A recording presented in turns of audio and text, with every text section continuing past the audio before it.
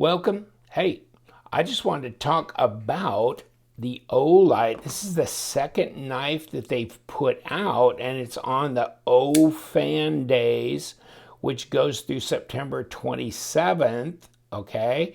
And this is their second knife. The first one was the Drever, and if you don't remember it, it was a bigger knife. I'm trying to get a piece of paper here. The Drever, okay? But this was...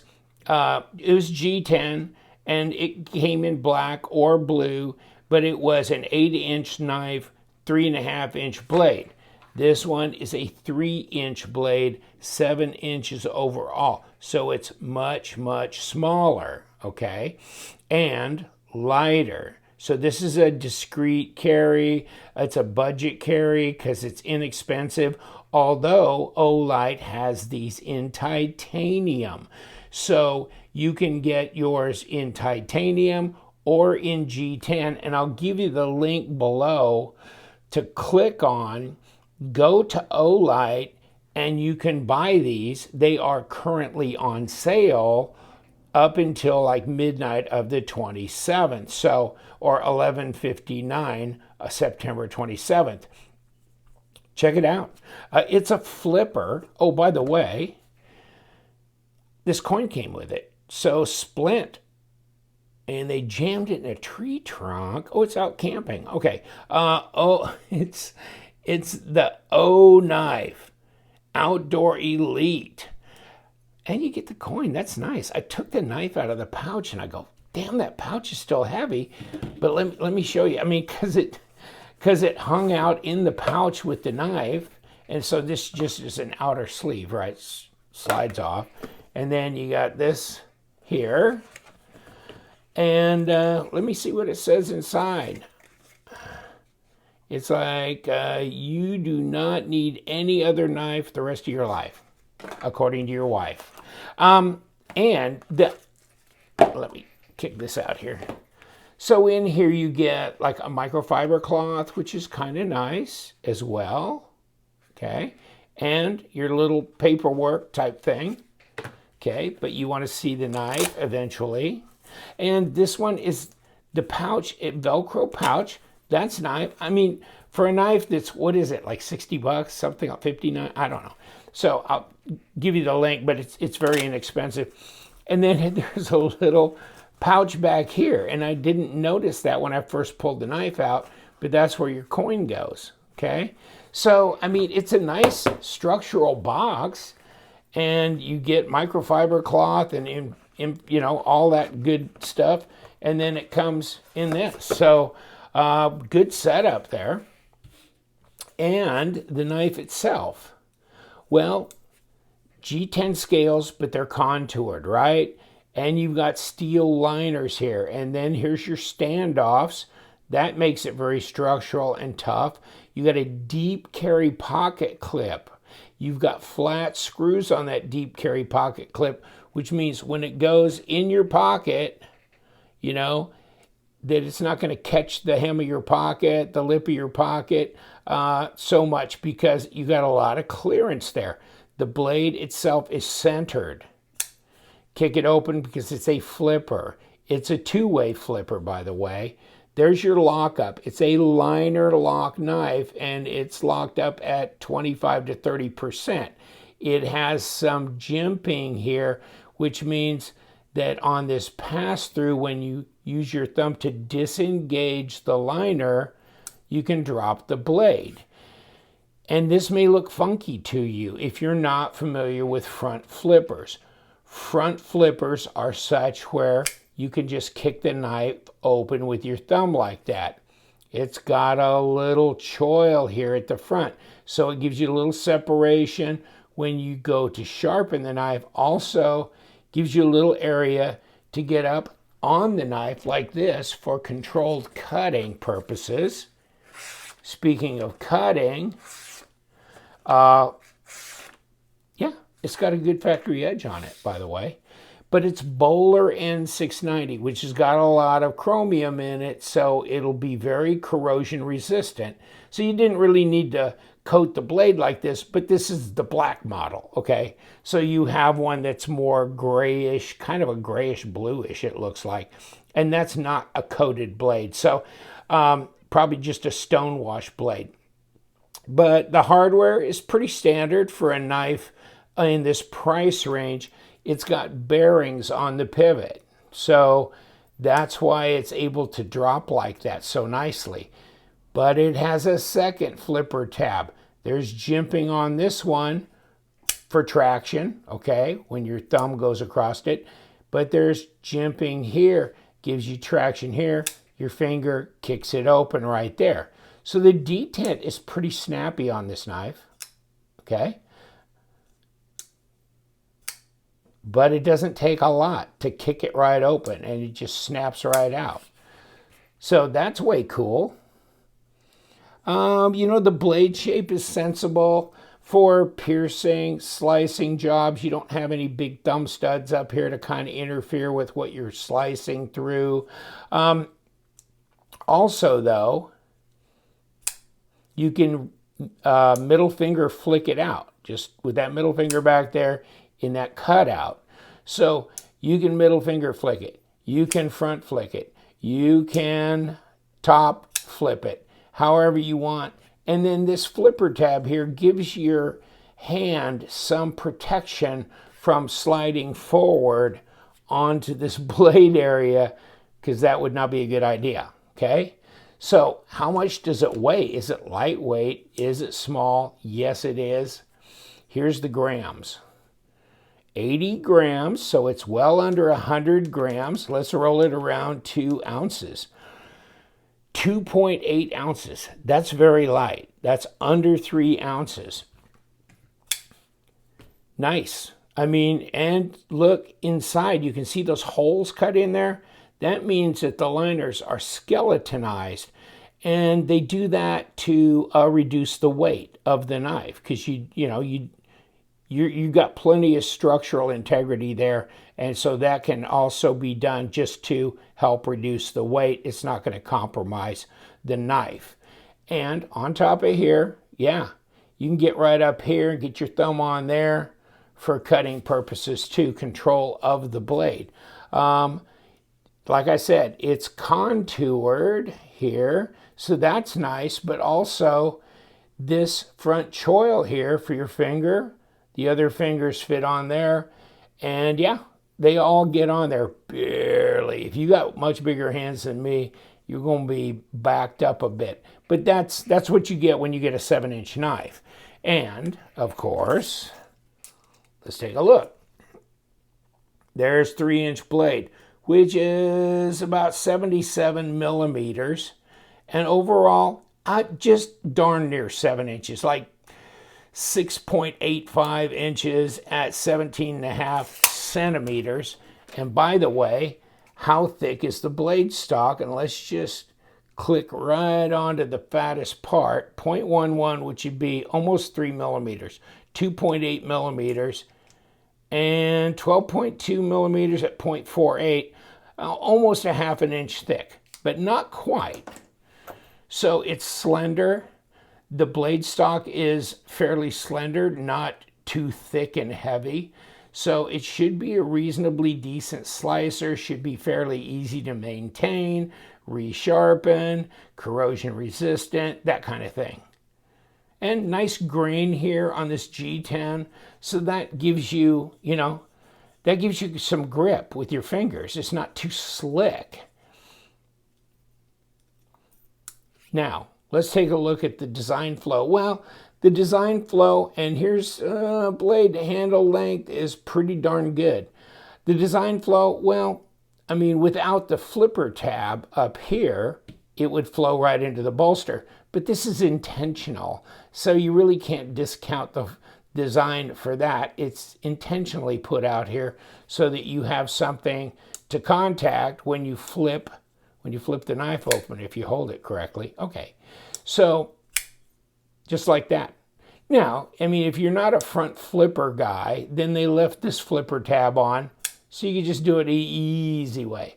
And I like doing it the easy way. So this is my preferred method. And number two, really, it's kind of fun to do a middle finger flick. So it's fidget friendly, and when you disengage the blade, the good thing is this flipper tab hits you in the thumb, okay? So the blade's not going to swing around and hit you. That hits you in the thumb. But at that point in time, this is already over the detamp ball that holds it in place. And so, nice little drop to it. So it makes it fun to just kind of do this kind of thing. All right. And it's unique because it's Olight brand. It's an O knife, and it's the second one they've made. So it's, you know, I mean, I'm not saying that this is the only knife in this price range that you'd want to get, but this may be of particular interest to Olight fans and that are also knife fans, because maybe the curiosity and possible collectability just for fun, because don't know how many units of these they're going to make and that kind of thing. And the writing on the blade. Okay. But yeah, interesting. Here's my balance point on it, so no problem there. Easy to find.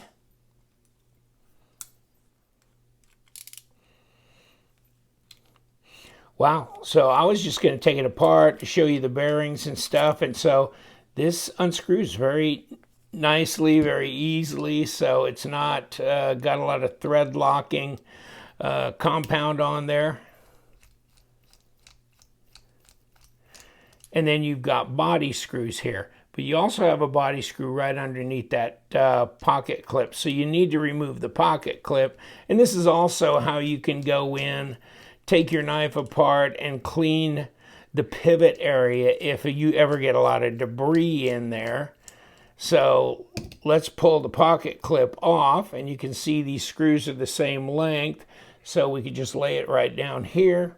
And then we have this one screw that's under the pocket clip that needs to come free now that we can get to it.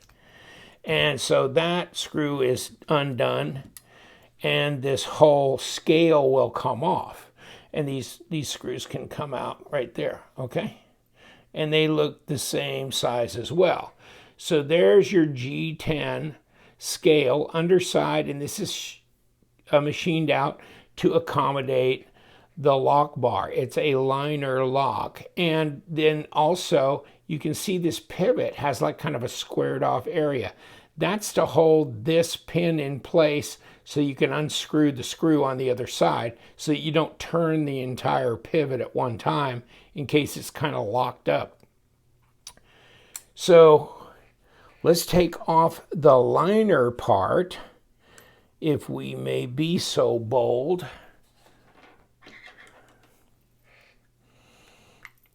And I'm just going to take this little plastic wedgie tool to help in that department.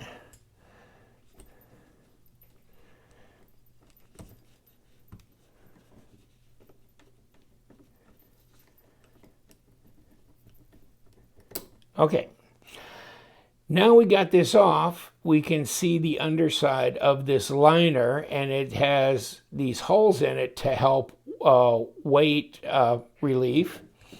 And then underneath we have ceramic bearings, okay? And so we have a set of them on both sides of the blade. There's the blade, and this pin here rolls around through this track, because then it hits this end and that end to stop the blade, okay? So that's your blade stop, and it's fixed right there on the blade. And here's your pivot, and you can take the whole pivot out and you can see it's squared off, okay? And you can see that this liner here has a squared off face here. So when this pivot comes back through, you have to have it in a certain orientation.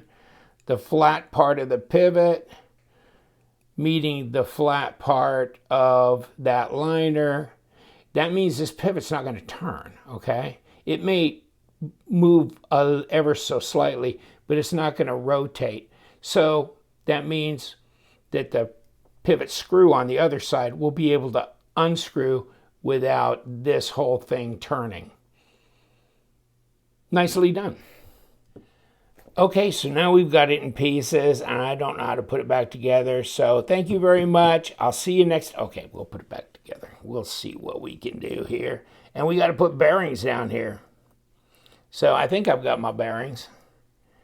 And these little ceramic bearings, and they look pretty cool. This looks clean too. So we'll stick this down here, right like that. Okay. Then we got to put another ring of bearings and about 3.5 quarts of this. And how about a liner? And see, there's your little detent ball, by the way, which finds its home in this detent hole. And that's what keeps it from falling out of the scales when it's closed. Just in case you didn't know. And can we snap it together? But of course. And put the scale on top of that. And put the pivot screw on top of that. And let's get a wrench. And we're going the wrong way with my ratchet. Okay, here we go. So let's put this one on and lock it back down so it doesn't fall apart. And then we've got a couple of body screws here, which are right over there. So let's take them. They look the same length to me. And we'll plug them in these holes, just like yay. And then we'll take our number 6 Torx bit, as opposed to the number 8 Torx bit for the pivot. And we'll lock these babies down. And what do you think? I think we got it back together, except for the pocket clip. But it looks centered right back up squarely. And did I get it a little, maybe give it a little bit too much of a push here. Okay, let's cut it loose a little bit. Oh, now she's got to drop. Okay, now let's put the pocket clip on. You just don't want to yank down on that pivot screw too hard. Got to give it some playroom, but not too much. So it's kind of a happy medium you're trying to find there. And